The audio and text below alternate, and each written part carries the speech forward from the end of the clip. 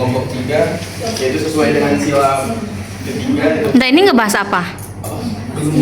Iya, belum ada. Masih barak? Oh enggak, udah selesai. Ini isu yang ketiga, yaitu orang yang mencari pekerjaan dan dijual ke Kamboja. Oke. Menurut kami sesuai dengan sila ketiga Pancasila, yaitu Persatuan Indonesia. Yang lain diam dulu. Kami kontra terhadap isu ini karena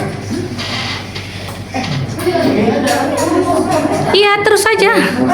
Karena yang pertama itu ada pengerusan rasa persatuan, yaitu merusak persatuan dengan menciptakan ketidakadilan dan penderitaan bagi individu-individu yang menjadi korban. Mereka dieksploitasi, kehilangan kebebasan, dan seringkali mengalami kekerasan fisik dan psikologis. Yang kedua ada melemahkan kekuatan bangsa, yaitu kehilangan sumber daya manusia potensial akibat TPPO, melemahkan kekuatan bangsa Indonesia secara keempat ya nih. Baiklah, di sini saya mungkin mengambil sesuai dengan sila yang kelompok 2 ambil, yaitu kemanusiaan. Itu setuju perdagangan manusia adalah sebuah perdagangan yang ya maksudnya setuju dengan sila kita.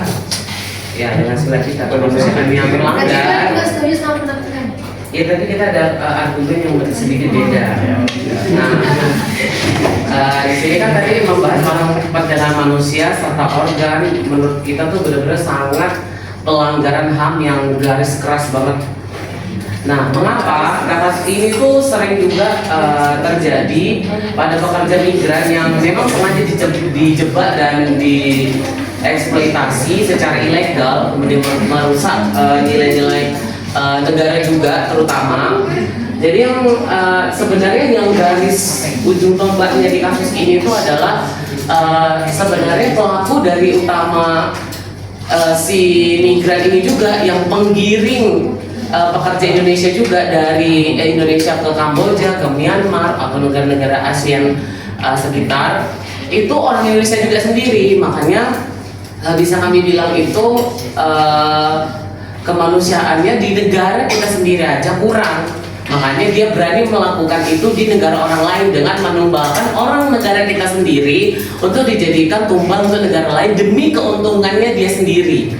Nah, mungkin kalau yang kasus yang viral kemarin itu ada imigran juga dari Indonesia yang awalnya dia dimintai sebagai chef datang ke Thailand oleh 4 oknum, itu yang satu ibu-ibu, yang ketiga lagi yang kurang tahu juga siapa.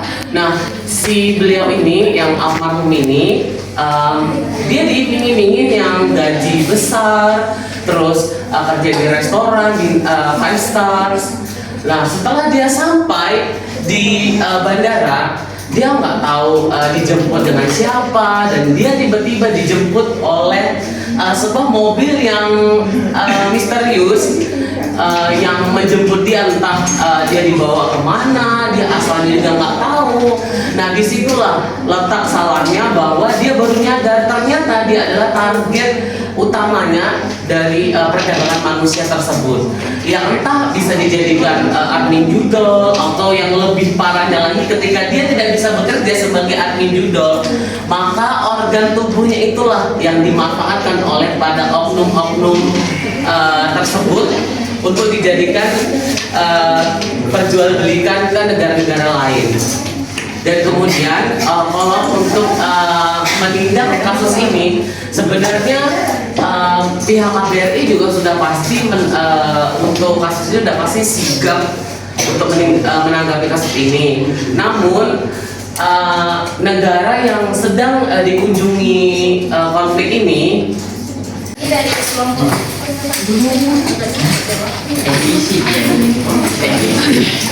ini dari kelompok 5. Kami juga setuju dengan pendapat kelompok 2 sama kelompok 3, tapi mungkin kami juga menambahkan dari tentang sila kami. Kan sila kami tentang keadilan bagi seluruh rakyat Indonesia. Nah, tentu para TKW ini ada alasan mengapa ia harus bekerja ke luar negeri.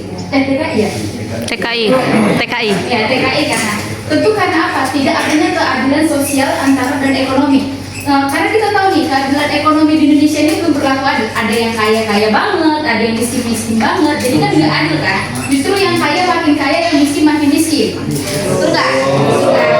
Karena dengan ketidakadilan sosial dan ekonomi ini, tentu para TKI ini mau kerja nih ke luar negeri untuk membantu perekonomian di keluarganya nih. Nah karena ini masyarakat ini terpaksa nih mencari peluang kerja yang ada di luar negeri, karena untuk mencari peluang kerja di negeri ini sendiri pun begitu sulit. Kalau nggak ada orang dalam, tentu belum bisa kerja kan.